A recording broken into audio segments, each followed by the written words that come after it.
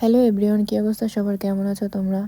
আজকে আমার মামা শ্বশুরের মেয়ের বার্থডে, সেখানে যেতে হবে। সকালবেলায় চলে গিয়েছিলাম মিষ্টির দোকানে, সেখানে মিষ্টি নিয়ে তারপরে রওনা দিয়েছি।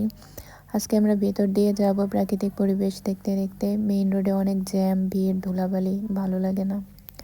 চলে এসেছি। উপরে গিয়ে দেখি সবাই আমাদের জন্য অপেক্ষা করছে, বসে আছে। আমরা যাব, তারপর কিভাবে কোথায় ডেকোরেশন করা হবে তার জন্য।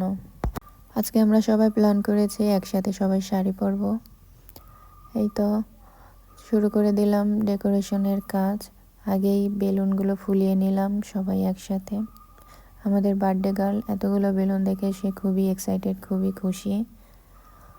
তারপর এগুলো কমপ্লিট করে রেডি হয়ে নিলাম আমরা, একটু নাচানাচি করে খাওয়া দাওয়া শেষ করে কেক কাটবো। আমার হাজব্যান্ডকে দেখালাম আমি শাড়ি পরেছি, দেখো কেমন হয়েছে। সেও খুশি হয়েছে। অবশেষে কেক কাটলাম রাত 12টার সময়। সবাই মাশাআল্লাহ বলবেন।